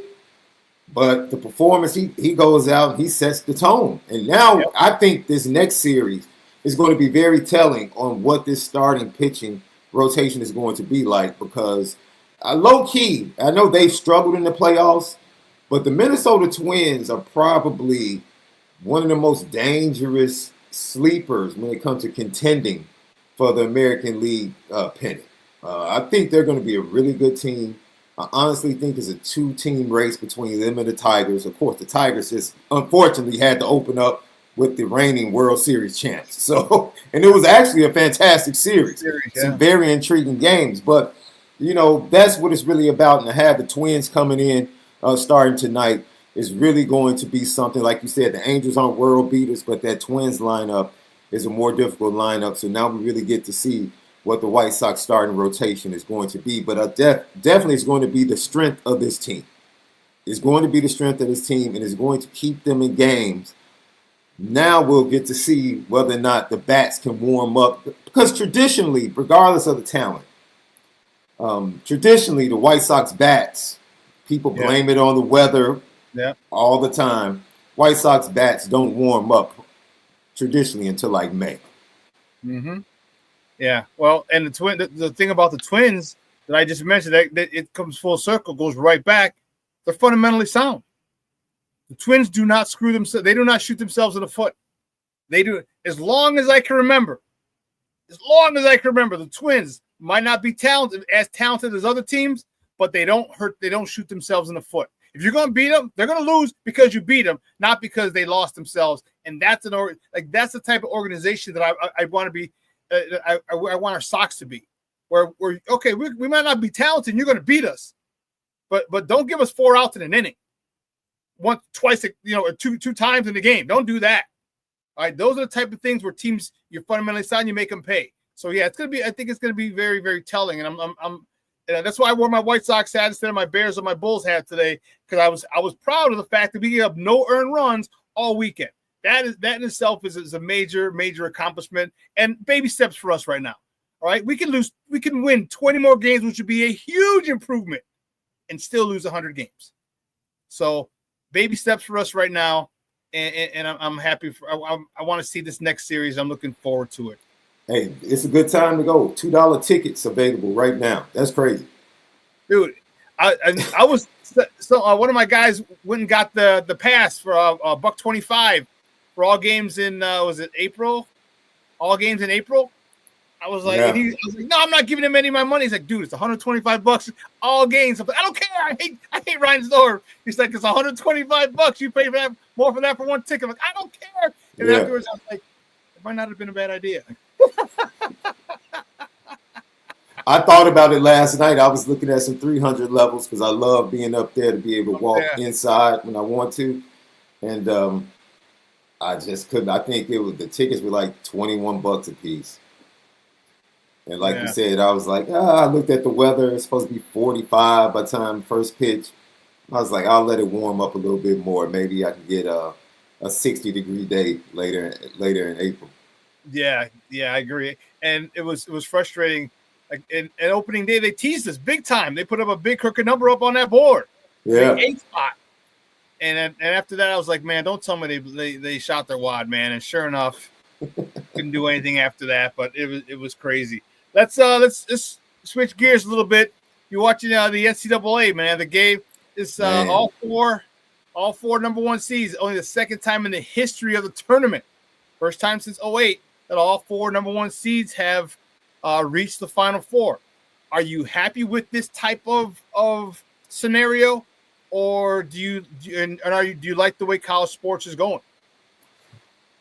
I'm going to make Chicago Bulls fans feel happy in the connection to this, because you were the last time that we saw all teams number one seeds, like you said in 2008. Guess who the best player of that tournament was? It was Derrick Rose. He rose, except he missed the 2 free throws at the end of the game that would have won it for him and sent it to overtime. Absolutely. Not that I remember it was yesterday or anything. going into that, everyone knew that he would be the presumptive number one overall pick. And the Chicago Bulls had little to no chance of getting the number one pick. Okay. I see where you're going. This year, there is a presumptive overall number one pick going into the Final Four. And once again, the Chicago Bulls had little to no shot at this point of getting that number one pick. I'm just going to think really good thoughts and say, could lightning strike once again in the same spot? Could the Chicago Bulls all of a sudden get the number one pick coming out of a all-chalk Final Four? And Cooper Flagg lands in Chicago to play next to Modest and Josh Giddey. One could only think and be happy, think about thoughts of grandeur like that. One can only get happy watching this Final Four, right? But I'll give you another little tidbit, SuperBack. I think with all of the complaining, with all of the NCAA college presidents that have gone to Capitol Hill to fake testify as to the demise of college sports, when the whole time they're in the back room smiling ear to ear because what they claim to not like has given them exactly what they wanted. Don't think for 1 minute that the big schools in college basketball and college football did not want to eat up what people might call the middle class, which are the lower-ranked Power 4 teams and the Cinderellas. Mm-hmm. All of the big schools are happy with this. That's all they want. They want to control the revenue. They want all the money to come to them, whether it's college basketball and college football. And what has driven this to manifest? NIL. NIL. What they complain about and what they claim is bringing the demise has given them exactly what they want from a business model moving forward. This is exactly what they want. The powers that be. They want all the number one seeds, all the top 10s. Even if you look at the Sweet 16, all 4 major conferences made up the Sweet 16. One versus two. I think the Elite 8 was 1 versus 2, 1 versus 2, 1 versus 2, 1 versus 3. Yes. And that's exact. As much as they complain, they absolutely allowed NIL to take place to push this into existence. So, sweet and bitter water, based upon what I read in the Bible, can't flow out of the same mouth. You can't. But the NCAA has found a way for sweet and bitter water to flow and to lead to what they want. This is what they want every year. They don't want the Norfolk States. They don't want the VCUs. They don't want Xavier. Well, Xavier's in a Power 4 conference now, but they don't want those teams making it to the second weekend and then the final weekend. They don't. They won't. And if they just become honest about it and just say, okay, we're really willing to pay. They don't want to tell you that they're willing to pay to make it happen, but they've used NIL to basically say we're willing to pay the players whatever is needed to make sure that the business model that we want happens. What's the chances now? Wouldn't it be apropos if now the top 4 seeds in the college football playoff in 2025 end up in the semifinals? Yeah, that would be. That would be crazy, right? It would make you say, what's really going on? So, highly competitive. I will say the 4 teams that made the Final Four, and I posted this on X yesterday. It's a lot of good teams, but they have proven over a full season that they were the elite of the elite. Yeah, they were. The only thing in question was which team in the last matchup with Michigan State and Auburn would show that they belong on that level. And Auburn proved that, hey, they beat a darn good Michigan State team to earn that. And then the performance they put forth against Michigan, had to beat Michigan and Michigan State in back-to-back games. Yep. And that was incredible. Love the guard play, Janai Broome. A lot of Bulls fans love him. They would like to see him on the Bulls roster next year via the draft. Someone to look at. Cooper Flagg. Duke, in my opinion. Duke's crazy, bro. Duke is crazy. I love Houston because they finally have enough offense to match who they've been defensively over the last 5 years. They've always been dogs defensively. But now, one of the best three-point shooting teams left of the Final Four teams. And then they just have really big guards that I think can match up with the big guards of Duke. So that's going to be a very intriguing matchup because guards usually dictate the tournament. Oh, yeah. And Cooper Flagg, they don't have a Cooper Flagg, but what they do is they have big guards that can impose their will defensively on the Duke guards and make it difficult for them. Proctor, Knupel, and James, the big transfer, that kid is just built like a tank, and he's playing point guard. So that's going to be a fabulous matchup. And then the Florida matchup with Auburn. I mean, dude, we've seen it. They've given Auburn some difficulties. And I just think, that Clayton Jr., he might be my favorite player to watch out of this tournament, including Cooper Flagg. Because I've seen this kid just take over games. And it's not like he forces the issue. He knows as a point guard or as a lead guard, okay, my team needs me right now. Right now. Texas Tech had full control of that game with about 4 minutes left. And Walter Clayton Jr. just said, okay, now it's time for me to hit the nitro. I've been cruising. It's time to hit the nitro. And bam, next thing you know, Florida's in the lead and sealing the game from the free throw line. So just incredible matchups. I think it's going to be whoever wins, it's going to be, I'm predicting, just like in 2009, we got a classic. The semifinals were kind of disappointing because they were kind of like, Memphis blew UCLA out. They dominated from start to finish. And then North Carolina was there for a little bit before Kansas kind of pulled away. So the semifinals didn't give us much, but then that final game between Memphis and Kansas gave us a classic. Yes. So I think we're going to get a classic championship matchup coming on next Monday night. I think it's going to be a classic one for the ages, whomever comes out of that fray of the semifinals. Yeah, and I'm hoping it's going to be I'm hoping all three games turn into instant classics because that's what you want. The two semifinal matchups are going to be good on Saturday evening, Saturday night, and then leading into can it get any better? And then it does get better in the title game. So hopefully all three are good, and all three games are going to be good. So I'm looking forward to this weekend. Real quick, we had a Bulls guy on, but give me your thoughts on the Bullies, man. This team is fun with a capital F, capital N, bolded, italicized, and underlined. Fun. Talk to me about these boys. I'll be honest. This goes back to, and as much angst as the fan base has for Arturas Karnisovas and what he's done and how they've underperformed under him as general manager. I'll tip my cap to him being put in a difficult situation. I didn't agree when they gave Zach the extension. I thought they should have moved on from him at that point in time.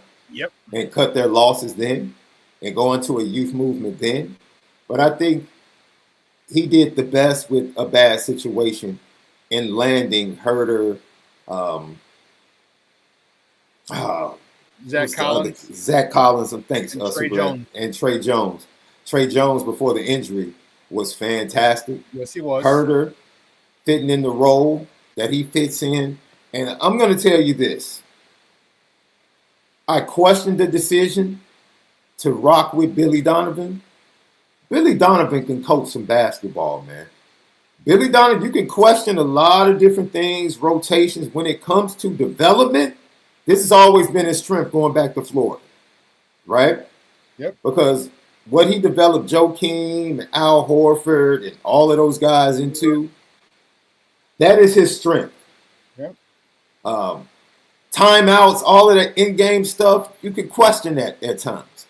But as far as scheme, fitting the offense to the talent that he has, being flexible, you look at the development of Modest. A lot of people wanted Modest to be in the lineup sooner. Earlier, yeah. I love coaches that know how to wait and put guys in at the right time.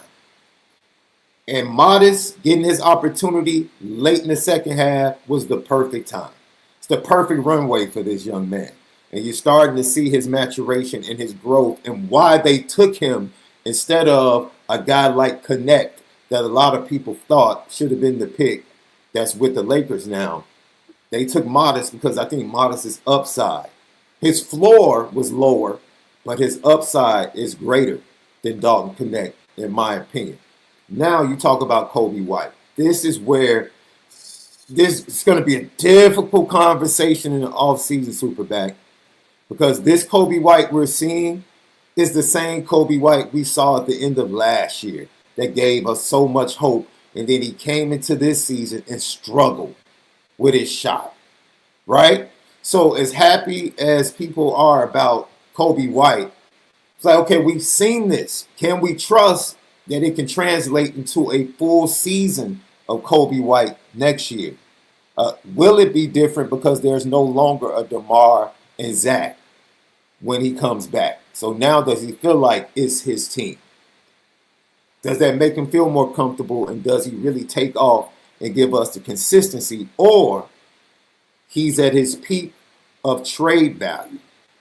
Do you think about moving him and then acquiring maybe someone else that's a more veteran, consistent player to play along your young core? This is going to be a really mind-boggling. It's going to be a difficult question to answer for AK and Mark Evers. It really is, because this can be what catapults you and causes you to make a jump as an organization. Because the next step, once again, White Sox, you're in a place where you're growing and you have to make the right decisions to make sure you don't stunt the growth of your team.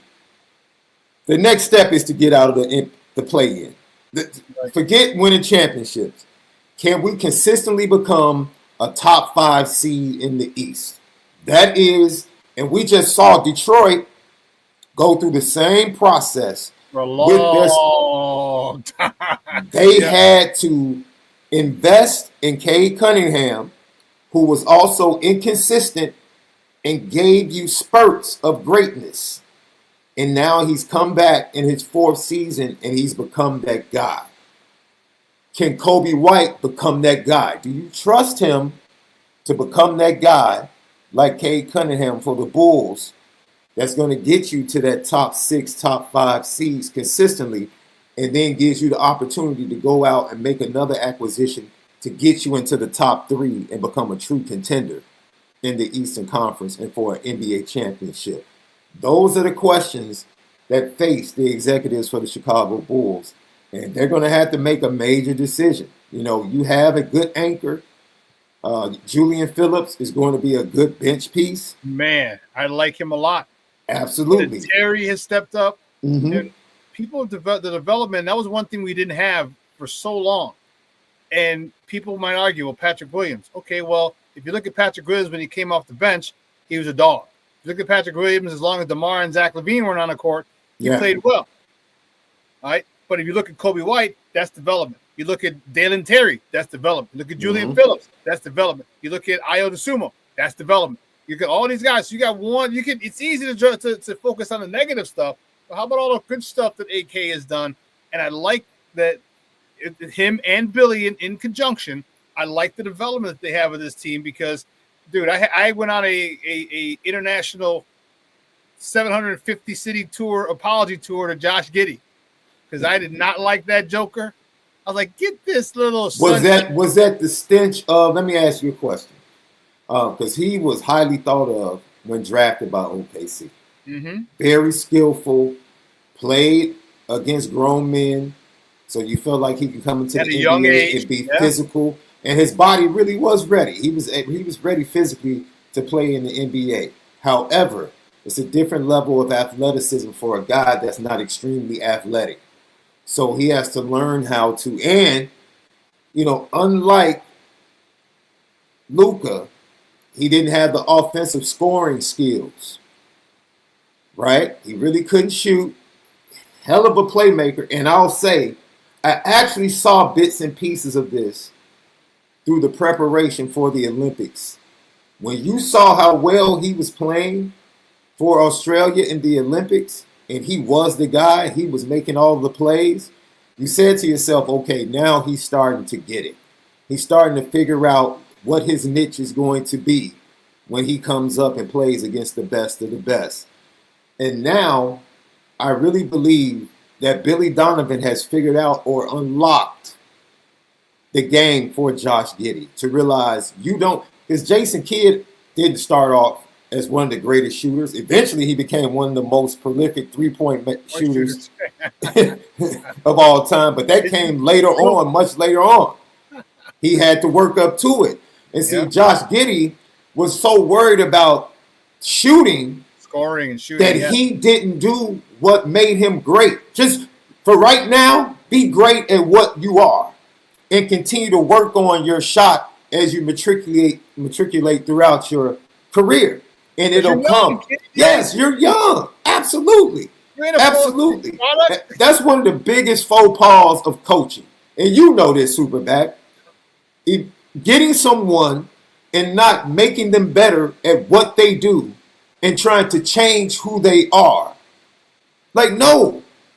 Yes, you want to teach them fundamentals and give them a chance to grow in their weaknesses, but give them a chance to be successful right now. What gives them the best shot to be successful today? Do that, get them to the point where they can play, and that's how you learn. You learn by playing and being successful. Confidence in themselves. Yes. Like, it's simple. Like, everyone's judged on their talents. Like, you don't judge a fish on its ability to climb a tree. Otherwise, he's a failure.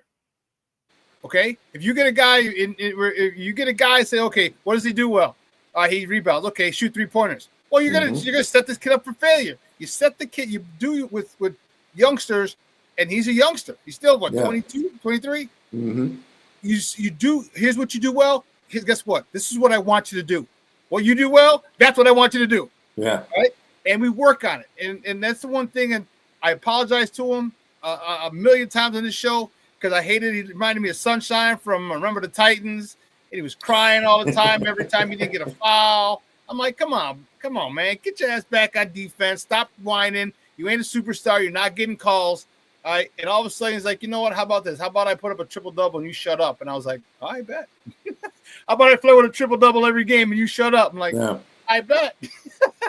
So you talk about coming back with a combination, having a guy like him starting and then having a similar skill set coming off the bench in Lonzo. So you can play the same way regardless who's on the court. You take Josh out, you're still pressing the issue. You're still pushing the ball. You're still getting the early offense before defenses get set. Now, I think they really need to get more athletic in the paint. The big guys, right? So, and that's another question. What do you do with Vooch? Like, what do you do with Vooch? Do you rock out with Vooch? But they need, when you have when guys like that can create and push the ball, you have to have athletic wings like a Modest. Modest is going to eat. As Josh Giddey grows, Modest is going, because he's going to eat. That was the biggest issue with Lauri Markkanen when he was here. He didn't have that running mate that he could eat off of. Right. Once he got to Utah and he got with Clarkson and those other guys that he could run with, then you saw his career take off. Yeah. That is going to be that's really going to be the blessing for Modest moving forward. He has two guys at the point guard that, man, they're going to get him easy buckets, SuperBack. He's just easy buckets. If he just runs, fills the lane, moves on offense, man, buckets. Absolutely. Watch your head. Watch your head. For sure. And I said, part of me wants to, and I'm living in the moment now, obviously with the Bulls, the Bears, and White Sox, but I can't wait to get to the 26-27 Bulls season. And I say that because of this. He will have 2 full off seasons of a weightlifting program. Mm-hmm. We saw what it did for Joakim. Obviously, we know what it did with Mike. We saw what it did with Joakim. All right. We saw what it's done to other players in this organization, just in sports in general. When he becomes the player or that he can be physically, because he's a young man, he's 20. He should still be in college. He's 20. Mm-hmm. And he got some muscle with that attitude, with that chip, with that Chicago little attitude that he plays with, because he ain't soft at all. Like, he ain't laying. I don't even know if he knows what a finger roll is. It's dunking on your head, and that's the thing. He ain't scared. He ain't scared of anybody, and that's what I love about him. He's so Chicago. I know he's from the burbs, but you gotta play them jokers in the city if you're from the burbs to get that cred.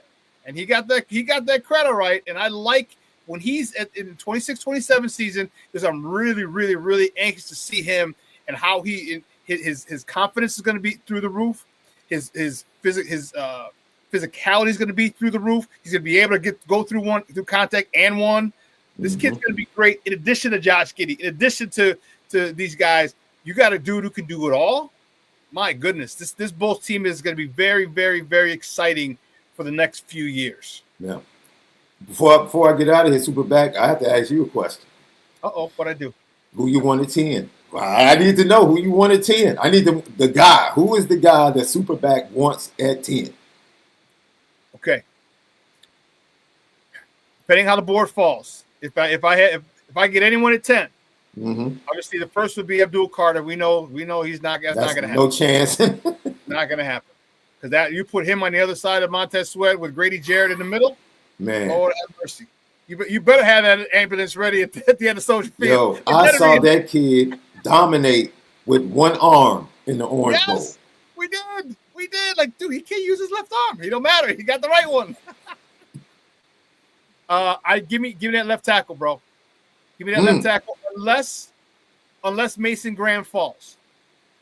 Then because I want a stud 3-tech, because I was surprised by all get out for the Grady Jarrett signing. And that dude, he's been a monster. He reminds me of John Randall. Just his motor, a lot less face paint, but a same motor, dude. So if Mason Graham can fall, give me him. Otherwise, give me that left tackle. I'm okay with Will Campbell. And everyone talked about his arms. I'm like, stop the nonsense. The guy played in the SEC. He's playing against guys who are going to be playing on Sunday. If he came from the Big Sky or the WAC, I'd have an issue. He's playing against guys who are playing on Sunday, and he had no issue, so he ain't going to have an issue at the next level. Call me crazy, but yeah. So give me him. Give me Mason Graham. If he falls, if not, give me that left tackle. Will Campbell, I'm good with. Calvin Banks is my second. Give me some. Why? Because I need that shored up. I know we got the inside interior redone, and that's cool, but I want it all. I'm out on Kelvin Banks. Okay. Because I saw Jalen Walker dominate him 2 games this year. Just flat out dominate. And I'm like, okay, nah. I can't have my left tackle just being dominated like that in the biggest games.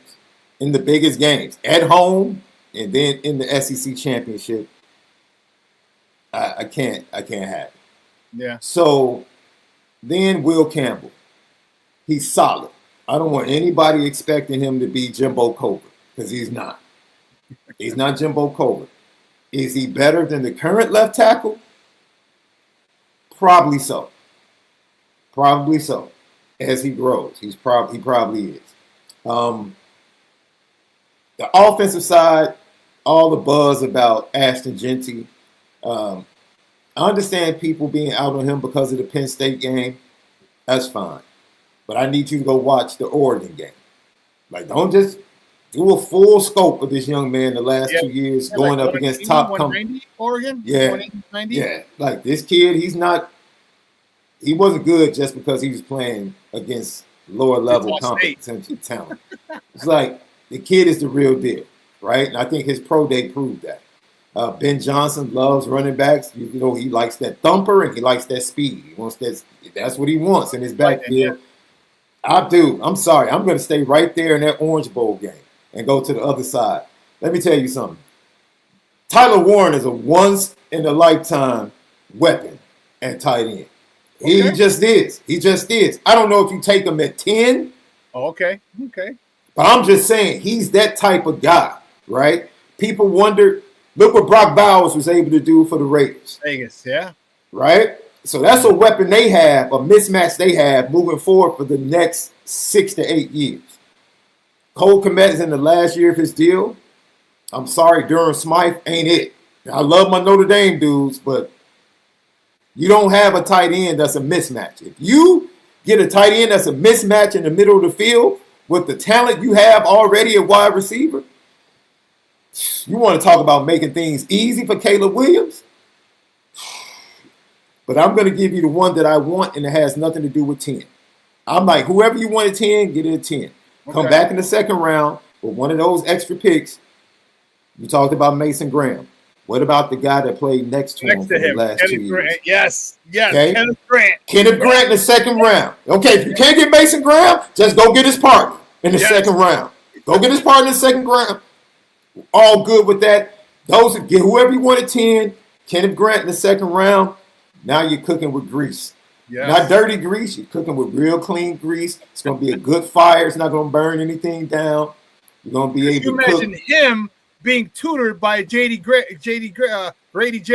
Yes, absolutely. And that's what I'm talking about. Absolutely. And that's why the Eagles are so good. You got studs across the board, but they come at you in waves, and the waves behind them are good. And he understands, once again, culture and fit. Kenneth Grant, little tidbit. I went to high school with his parents. They're proud Morgan Park alums. Okay. He was born in Chicago, and they moved to Maryville, Indiana. And he eventually played football and graduated from Maryville High School.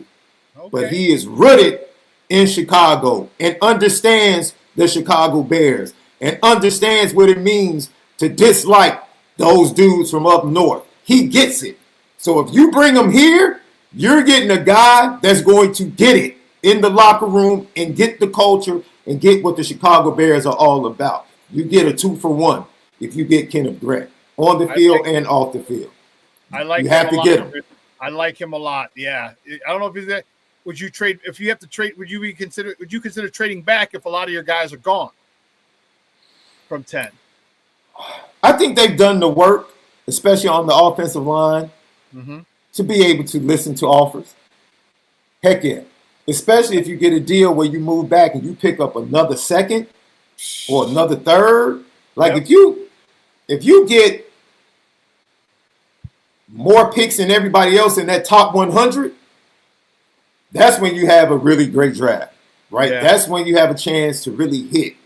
And if you can match this free agency with, let's say, 4 to 5 picks that you hit on, and these guys are big-time contributors to your team, now you're talking about a team that's really in the fight to win the division and to make some hay in the playoffs. I like the Kenneth Grant one. I'm a big fan of his. I would like him. Dude, that would be sick if you got both them jokers. Oh, man. That'd be sick. And because I'm okay with Braxton Jones. You're okay? He's serviceable. You're serviceable on that tackle. I can go get another one next year. You're serviceable. I like the way you get out there and run. I like the way you get out there and lead block. Yeah. I get both of those D tackles, and now you got backups. You got stud backups for Andrew Billings and Grady Jarrett. Yeah. I like the way you think. You're trying to follow the blueprint of the Super Bowl champions. They did it. They did it 1 year apart. They got Jordan Davis. Then they went back and got Jalen Carter. That played next to each other at Georgia and won a national championship. I wouldn't mind getting Mason Graham and then Kenneth Grant with one of those second-round picks and putting them together and let them wreak havoc. I would be fine with it. I'd be absolutely fine with it. we got to take a running back. What running back you thinking? What running back would you like? I'm going to be honest, man. I go deep in the woods with this one. I like Genty, but I also like the kid from Kansas State, the Giddens kid. Oh, he's fantastic. Oh, he is that speed running back that could give Ben Johnson exactly what he wants. But I think I like Giddens. Genty is my favorite running back. But I like both of the Ohio State running backs. Judkins and Henderson? I like both of them. As another running back, I was just talking to somebody about. Caleb Johnson? Caleb Johnson from Iowa. He's a workhorse. Very solid. I worry about his size a little bit. He's 6'1", 220. Not bad. But what is he? See, when you think about running backs now, I'm thinking about fit for the Bears. Right. Like, what is he going to be for? Is he going to be your David Montgomery? Yeah, and I look at him like that because he was up there this year, behind Genty, of course, in forced missed tackles. So he made a lot of most misses. Yeah, that's true. That's good. So I'm like, okay, let me, and I took a deeper dive, and I'm like, okay, if you make people miss, that's a key quality. It's a key quality that you have. He's not a burner. You know, I like the Judkins guy, Judkins young man out of Ohio State. There's a kid out of Central Florida. He's a little small. I think he's another dude. But give me a bigger one. Like the Scatterbo kid? Scatterbo, yeah, I do. Yeah. I'm not as high on him as some people, but I like the dude. He's a grinder. Put it this way. He looks Italian.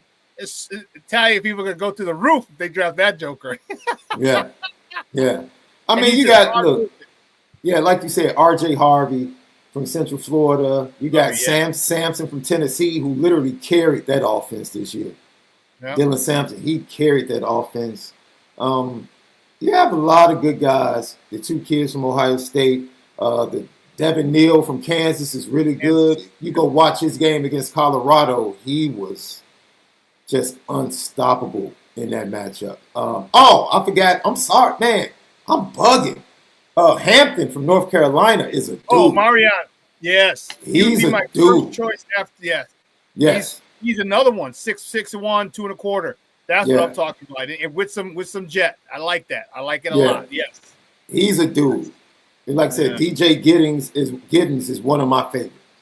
That kid, man, his ability to make you miss in the hole, and I don't want to disrespect him. You played the running back position. Guys just have a feel to know what speed to run at. Like they see, like they're not just same speed running back. No, like he has different speeds. Like he knows how to get in the hole, vision, what move to make, and then the acceleration right out of whatever move he makes. The kid he's really special, and he runs physical because he's built slender and gives you the thought process that he's small, but he's not. And he doesn't play that way. So DJ Giddens was like my kid, like, yo, if you can get him in like the 3rd or 4th round, you're getting a steal. But like Hampton and Genty and those the running backs at the top, they all need to give a big shout out to Saquon Barkley. And they need to give a shout out to the kid down in Atlanta. Yes. Eric Henry. Bijan Robinson making the running back sexy again because they're about to reap the benefits. Jeremiah Love is going to reap the benefits next year in the draft because he's going to be a kid in the first round. So the running back position, I know you're happy about that, is now getting the finally. It's just due. Hey, Shaun, great stuff, man. As always, I appreciate it. Before we let you go, let everybody know where they can find you and your work online. Oh, man, go to LuckyLeftyPod.com, LuckyLeftyPod.com to lock in with all of our shows. You can our shows, our interviews, editorials, our Spin It Different editorials where we write about everything college football. draft, Notre Dame, LuckyLeftyPod.com. And then you can go to YouTube, subscribe to Lucky Lefty Podcast with myself and my guy Malik Zaire, former Notre Dame quarterback. Today we're going to be talking about the strengths and weaknesses of the Notre Dame football team going into 2025. The strengths and weaknesses will be on 7 p.m. Central Time tonight over at Lucky Lefty Podcast on YouTube. Go subscribe. And I appreciate you guys for joining us, man. SD2 Mics on all social media. SD2 Mics on all social media. Dude, great Thank stuff, you, man. Patty. I appreciate it, bro. I appreciate it as always, man. We'll be in Hey, touch. my pleasure, bro. Hey, All we right, got to man. finally break bread or meet up at a White Sox game or something. Yeah, or we can act like adults and go grab dinner. Hey, you know what? Let's do that. We're out south. I'm in Orland Park all the time. Let's do it. Bet. Sounds good. All right, brother. All right, man. Thank you. All right. Guys, that's Shaun Davis from the Lucky Lefty Podcast. Man, great stuff. Listen, 2 hours is come and gone. I want to thank him for joining us. I want to thank my guy, Adam Chalifoux. Guys, listen, 12:15, Sid and Lakina, Second City Sports. Another 2 hours of Chicago sports talk. Join in. Thank you so much. Monica, she's watching. Great show with you, Shaun. Hey, listen, guys, make sure, do me a favor. Let your loved ones know you love them. All right, let them know. All right, because tomorrow is promised to no one. I'm gonna get out of here. This will replay at 6, and you guys have a phenomenal day. And I go get my cars in the shop over the weekend. Anyway, from everyone here at Sports Zone Chicago, guys, I'm your boy, the SuperBack, Shaun Sierra. You have a phenomenal day. Your boy is